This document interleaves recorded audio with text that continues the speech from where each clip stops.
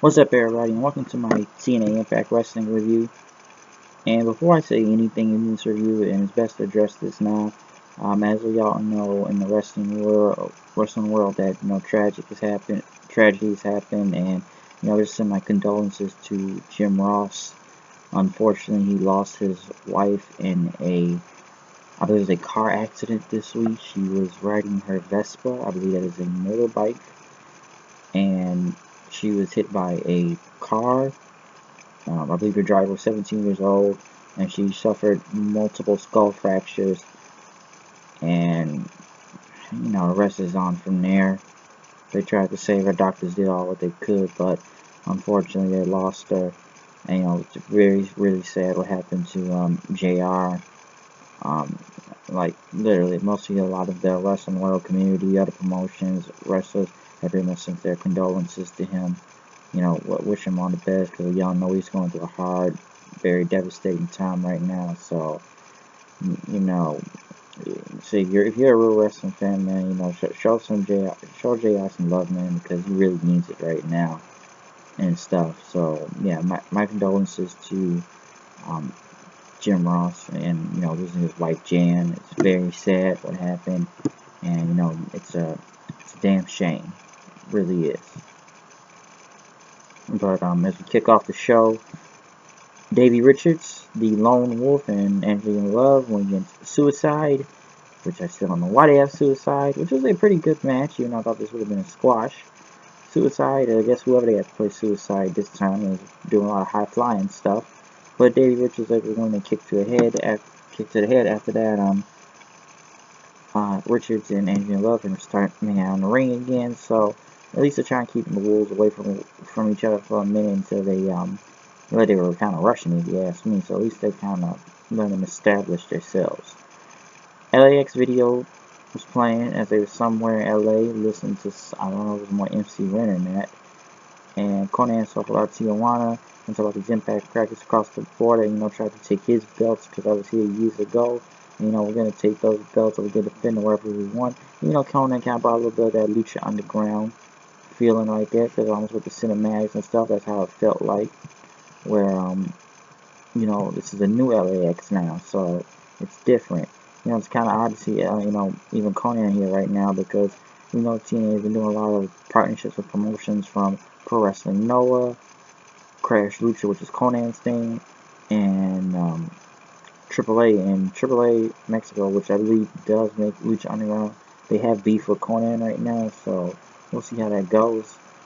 Laura Van Ness was still wedding dress crying, and Cena told her, it's not my fault, or don't hate Maria either. This is all Allie's fault. She took this away from you, and pretty much told her to take a shower after that. 6-man international tag team. I don't really know who all these people are.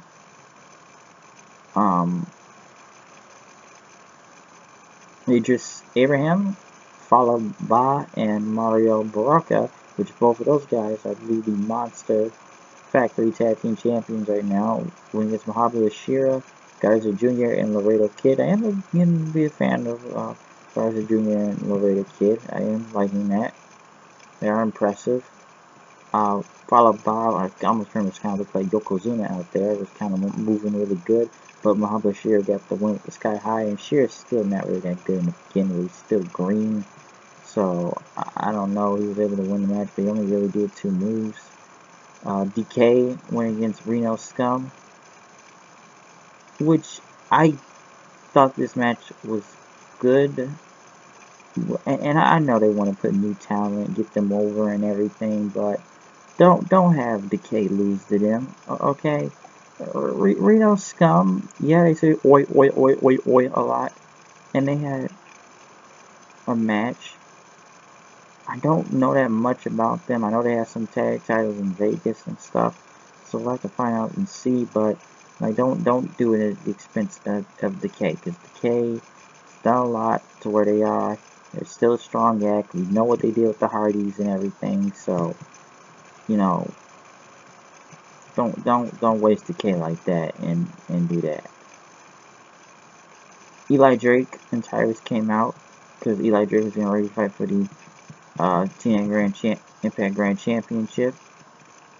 And before the match even happened, as Moose was about to be ready to come out, Cody Rhodes and Brandy were about to limo. Cody, who was wearing a Bullet Club sweatshirt, by the way, pretty much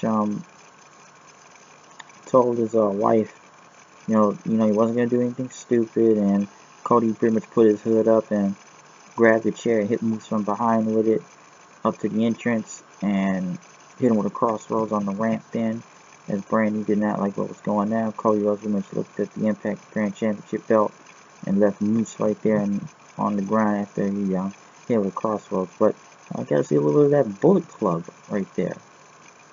Not being no Bullet Club will be here, but Cody is in the Bullet Club, and when Cody took him, Moose out, people were saying too sweet, too sweet. So yeah, but Eli Drake looked like he was just standing there throughout the whole match and didn't really do that much. Some people think it's kind of waste. I hope they don't waste Eli Drake because that guy's really good. I know people saying this because of different managements. I want to say give it time, but just let's not go too ahead on it. So let's hopefully that Eli Drake does go somewhere because he does have the gift of gab. LAX came out there as Conan talked about Impact Mafia and everything. It's been contentious. And LAX, we've done this in the tribunals. It won't be decided here because he has problems with them in the past. But we're doing it street style. DCC came out as it was going to go against them. Santana and Ortiz. I believe the woman's name is Diamante. Against James Storm and Bram, which was a good match. LAX picked up the win. And there was a double suplex on Storm to pick up the win after that. And then after LAX left, pretty much DCC started arguing with each other. The fans chanted Cowboy. James Storm left and put that unity thing up. So LAX getting the win was good right here. And DCC, thank God, I said they're breaking up because that group looks like it was never going anywhere anyways. And it looks like James Storm's going back to being the Cowboy James Storm. And some Bram and Kingston. I'm going to get Bram in a better position at this point. And so, that goes down. Bobby Lashley was interviewed. A very weird interview. Talking about he spent 3.5 years at the Olympic Training Center. He's one of the best athletes in the world, which they would get to part 2 later. Next week, Cody Rhodes versus Moose for the Impact Grand Championship. That's going to go down. Braxton Sutter was interviewed saying the whole thing, with Cien and stuff, being threatened. And he wouldn't let Maria Laura or Cien phase him and stuff.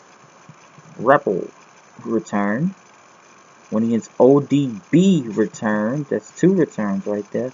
Which this match was crazy right there. And this was a good match. Just, classic, reestablish ODB again. But with Earl Hebner, after Earl pretty much tried to slap the ref, Earl, and then Earl pretty much grabbed her and then kissed her, put on the hat and me doing a strut. And even took a swig from ODB's flask and spit it out. ODB and kissed Hebner, and then he did a Ric Flair flop, and ODB did a tequila one. Listen, the crowd ate this up, okay? They ate it up. As silly as that looked, I don't know why Earl Hebner forced a kiss on Earl, but the crowd ate that shit up and loved it. They just did. Bobby Lashley, and the interview, which I still don't get what was going on right here. He pretty much told the story about he was in a bank, he was going to get some money, and these guys were robbing it, and it was a gunshot pretty much almost at the back of his head, like the bullet just missed him if he didn't move, and fall into the ground, destroying his knee and stuff. That left him going into surgery thing, and they told him that you were never gonna go on the Olympics again because of a thief that tried and took it all away from him. So I don't know what they were trying to make Lashley face it, and it's a very sad story. And he did persevere through this and heal himself back up, and he is now the man he is today. But this sit-down interview, it just made him feel really like a face, like a good guy. It was sad what happened to him in that bank and everything, but it's kind of odd. Which he pretty much went back in immediate heel mode after he beat up some this guy named Jake Holmes and stuff, and pretty much beat him, speared him, and it was over. So Lashley is still heel. JB was in the ring, talking about this woman who's going to be here all night. And And it was Karen Jarrett. Holy shit, why do we need this woman here? As Karen came out, fans chanted welcome back then, which is weird. As JD welcomed her back, Karen said the last 3 years have been very difficult and humbling of the challenge she's had. And fans, there's going to be changes. Fans chanted, fire Josh, fire Josh. She says, I'll put that on my list. And fans chanted, thank you, Karen. Thank you, Karen. And until EC3 came out then and talked about, the best fans in the world, and he's got fans here, and, there's team rules and stuff. And EC3, said this, he's a locker room leader and everything to make Impact great. He's beaten legends, shaved heads, and became the world champion. And, the original star that his company created. And he's, Karen said he's your top man reporting for duty and stuff. And EC3 said, well, all the fans are going to make Impact great. But, you're not doing it for your last name. I'm doing it for mine, he says. Karen jacked up until Josh Matthews got on the microphone. And for the announcer said, the evil tyrant queen has returned, huh? First move you made, you put the JV squad, the all-star team at the broadcast table. And you brought up Bruce Pritchard. I thought he was dead. And Dutch Mantel, he's like over 267 years old. And, Boris has been a stooge for the past 25 years. And all these fans, you come here for free because you can't afford a ticket, so you need to shut up. And my problem is with Karen right here. He said, Josh Wright said, my wife, which is Madison Rayne, is a 5-time Knockouts champion. And that, forgot out more, Karen's forgot more wrestling than she'll ever know. And talk about the Jarretts and everything. I've probably been gone from pretty much Impact all together TNA. And Karen slapped Josh Matthews to the ground. And that ended off the show. Pretty much what's going to happen next week. And the thing is this. I don't know why they brought back Karen Jarrett. She has never been much value. All this woman has really done was cheat on Kurt Angle to go to Jeff Jarrett pretty much. And then run around TNA doing stupid stuff for the past few years then. And which was really surprising to me is that the crowd ate this up and act like she got this megastar reaction, which the crowd was just super hot over. And this is a good Impact crowd. You don't see a lot of these crowds nowadays over there when they're actually loud and doing stuff. But the fact that you think she just get an okay reaction, she got like a megastar was returning, and people were just chanting fire Josh and doing yes chants, and they were chanting her name. Like, dude, she was never nothing really here when she was here to begin with. So I don't know, it was just kind of odd to me. Like, why did she get this huge reaction for? Alright, I don't even know why she's back. And then again, who's running this company? Because so many authority figures, it looks like. First you had Dutch coming out there, then it's Bruce Pritchard, now it's her. What, is Jeff Jarrett going to come out next saying, I got control of this thing too? I don't know. It's very odd.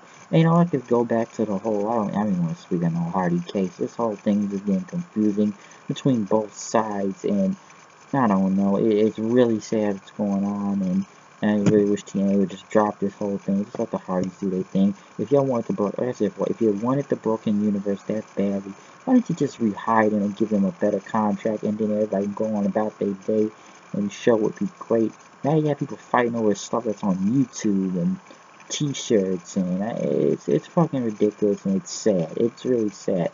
And I've spoken on it before, but I'll probably speak on it a different time, because like it's every new other detail coming in out there every day. And between what Reddy and Matt Hardy been doing on Twitter, you never know what's gonna happen next. But I'm saying we don't need this case. No one's gonna benefit off this case. Smart thing to do is TNA just give Matt Hardy back, is just let him go on with his gimmick. But some people compare it to the whole Cody Rhodes and WWE thing, that Cody cannot call himself Rhodes. His dad was the American Dream, Dusty Rhodes. It's the only reason WWE won't let them do it, because they own that trademark name. Dusty Rhodes was created before the WWF even came around. So I don't know how he owns that, but it's just odd to me. That's why Cody Rhodes can only go like Cody and everything. So I still think that's stupid how that goes. Like, you can't do that.